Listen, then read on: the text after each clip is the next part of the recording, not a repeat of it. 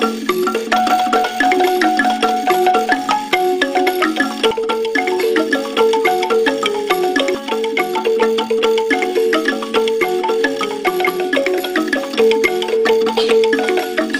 day, fellow teachers. In this video, we are going to talk about the 5 big ideas of literacy instruction.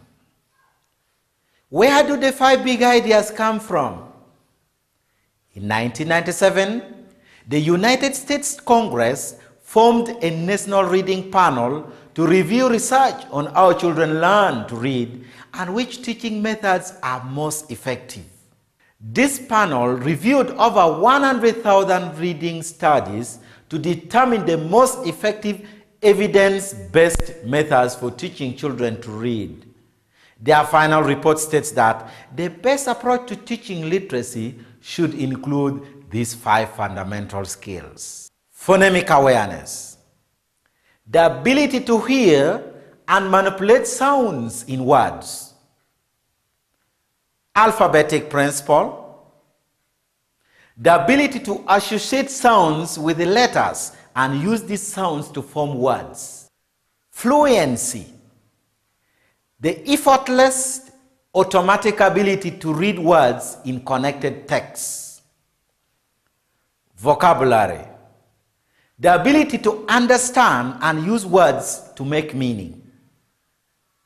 Comprehension, the complex thinking process that involves both the reader and text to make meaning. Since then, the 5 big ideas have become an international benchmark for quality literacy instruction. The 5 big ideas are the foundation for our instructional model and are translated into every daily lesson. We use the 5 big ideas to assess pupils' progress. The teacher measures pupils' competence in the 5 big ideas on a daily and weekly basis. At the end of the year, we also do an early grade reading assessment, or EGRA, which also measures pupils' competence in the 5 big ideas. So, understanding the 5 big ideas is crucial for classroom teachers using Mango Tree's model. The best way to understand the 5 big ideas is to see them being taught and assessed in the classroom. Let's begin by taking a look at phonemic awareness. Phonemic awareness is the ability to hear and manipulate sounds in words. It is a purely auditory skill and does not involve words in print. Phonemic awareness is important because it develops children's listening skills so that they will be able to make sense of the phonics lessons they will receive later on.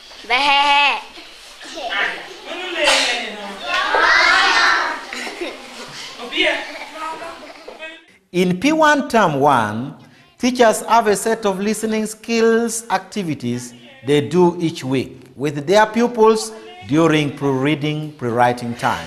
We focus on 2 types of listening skill activities. The ability to identify and imitate sounds accurately. And 2, the ability to segment parts of speech. Here are 2 examples of sound identification activities from Term 1.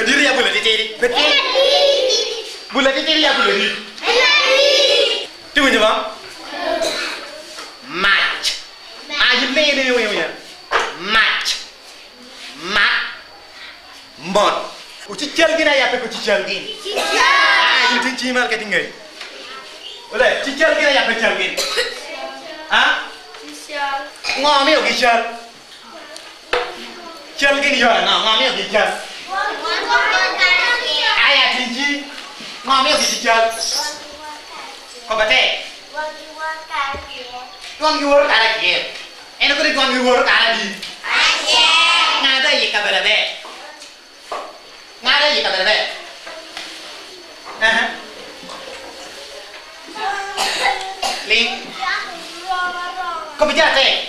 Duan yo cha roma roma. Cái nó cái duan nó chắc ở chơi đi. Roma roma. Có cara chiel. Duan nó chắc.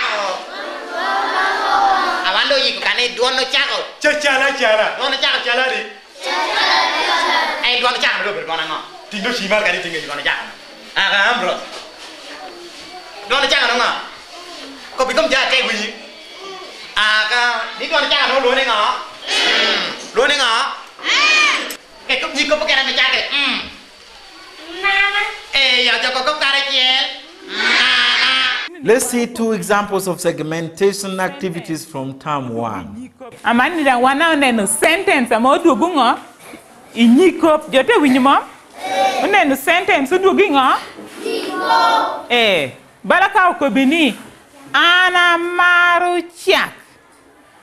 Ana maruchak. Ke winkita ana nungo kere. Ana maruchak. Ti nyikop adi. Atina berti uchiente kobo. Ti yadi. Ti dengom. Wandu chukon wonkang. Ana maruchak. Ko nyana ping. Ana maruchak. Inyani di. Siapa? Da mana mitike winko nyiko pamarana kobo niene. Tieni o kobo. Yo ni win mingalia. O kobo. O kobo. Yo kan ngoko. O kobo. Padani ngoko. O kobo. Aya mani kono pan kom kilo me opupo ke ye ke nitingwa. O kobo. Kada ko kwani. O kobo. Kada ko kwani. O kobo. Ame nyiko poko niene. Dike de sila bala dia dina be. Ade. Dia di. Ade. Next, we are going to talk about alphabetic principle. The ability to associate sounds with the letters and use these sounds to form words. One of the main skills related to alphabetic principle is referred to as decoding, or the ability to use letter-sound correspondence to read or spell words. Our word building time lessons are focused on teaching children decoding.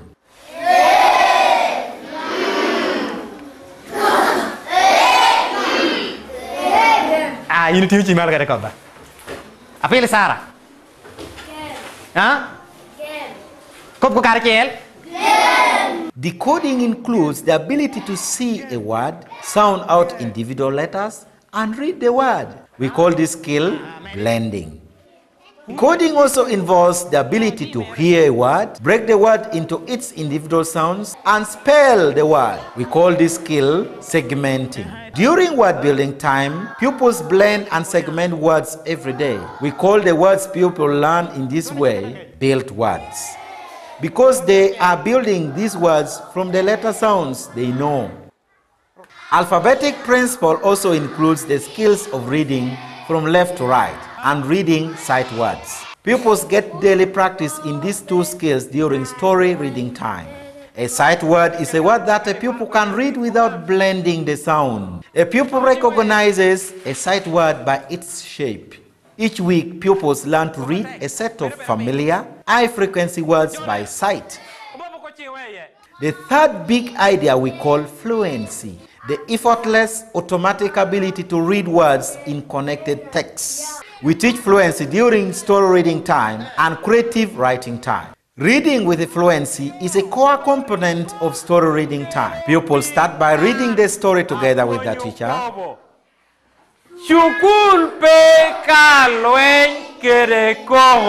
Then they read in small groups and finally individually. On Wednesday, pupils read the prima story from the book, tracking it with their finger. Reading for fluency is a very important competence to develop in the learners. Like for us, when we are handling story reading time, we first read the story together with the learners, so that the learners, that the purpose for reading together with the learners, that the learners, they imitate the way you, the teacher, is reading. During creative writing time, pupils develop their writing and speaking fluency. Fluency in writing and speaking support a pupil's reading fluency. as a child comes in front to tell the story, the child has to be very fluent in telling the story that this is my mother, so he was doing this, this happens, the father was doing this. So the fluency is also there. Pupils also take books home and read to their parents. This gives parents an opportunity to assess their pupils' reading fluency, and pupils one more opportunity to practice their reading fluency. Fluency develops confidence in the learners, and it helps. Without fluency, you cannot even comprehend the text you are reading. That fluency brings out that confidence of comprehension. Our fourth big idea is vocabulary. We said earlier that vocabulary is the ability to understand and use words to make meaning. But it's a little more complicated than that. Every child has both a receptive vocabulary and an expressive vocabulary. Receptive vocabulary: the words a child can understand correctly when listening or reading. Expressive vocabulary: the words a child can use correctly when speaking or writing. A child's receptive vocabulary includes the words a child understands when listening to another speaker or reading a text. Some words in a child's receptive vocabulary may not be words that child will use in their own speaking or writing. A child's expressive vocabulary includes all the words he or she uses correctly when speaking or writing. As teachers, we want pupils to move more and more words from their receptive vocabulary to their expressive vocabulary over the course of the school year. Research shows that pupils can add as many as 3,000 new words to their mother tongue vocabulary during a school year. The good news is that this growth can happen without much direct instruction from teachers. Vocabulary activities are part of all our literacy lessons. During story reading time, the teacher discusses vocabulary in the text the pupils are reading and also introduces and discusses the vocabulary related to the sub-theme. When you read the story, on Tuesday, you pick out the sight words. And when you pick out the sight words, they master it, you tell them the meaning, and you ask them to make sentences using those sight words. That's really show you that they have picked the meaning of the words. And then you can even give other words which are similar to those ones, so that they know that this one is similar to this one. During creative writing time, the teacher can see the development of pupils' expressive vocabulary, both as the children write their stories and as they read their stories to the whole class. Teachers also have pupils talk about the meaning of the build words they make during word building time. When we come to the letter drill table, they make those words using the letters, the sounds, they blend and then they make words. If you drill properly, they can make words, and words with meanings. And when they make any word without meaning, you will also tell them. When they make that one with meaning, you ask from them, who knows the meaning of this word? Who can make a sentence using this word? The last of the 5 big ideas we call comprehension. Comprehension is the reason we learn to read. Let's review the definition we stated earlier. Comprehension is the complex thinking process that involves both the reader and the text to make meaning. Clearly, comprehension is the biggest of the 5 big ideas. Yet in P1, it is the big idea we focus on the least. This is because comprehension is only really possible when a child is competent in the other 4 big ideas.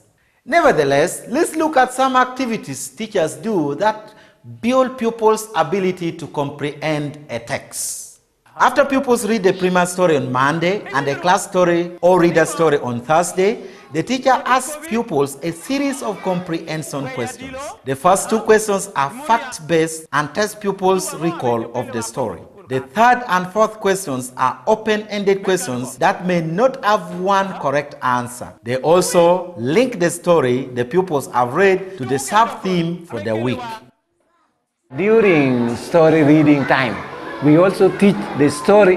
After reading the story, the whole class reading, individual reading, I as a teacher, then ask questions to test whether they have understood the story they have been reading. It makes me as a teacher to know whether learners were very attentive during the story reading lesson. Because when they are not attentive, you find that after asking the question, most of them are not able to answer. So comprehension is very important because it makes a teacher to know whether the learners have got what he or she have taught. Having pupils retell a story is another effective comprehension activity.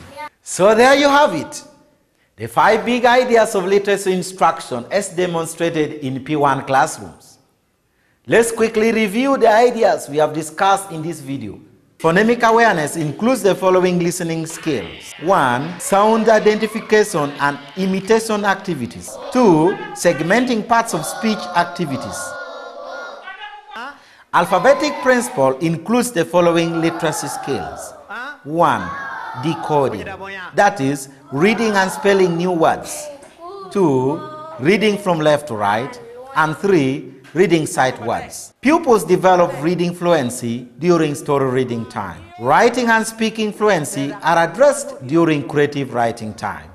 Children develop both their receptive and expressive vocabulary in all 3 literacy lessons. Comprehension is the most important of the 5 big ideas. To master comprehension, pupils need a strong foundation in the other 4 big ideas. Thank you for your attention.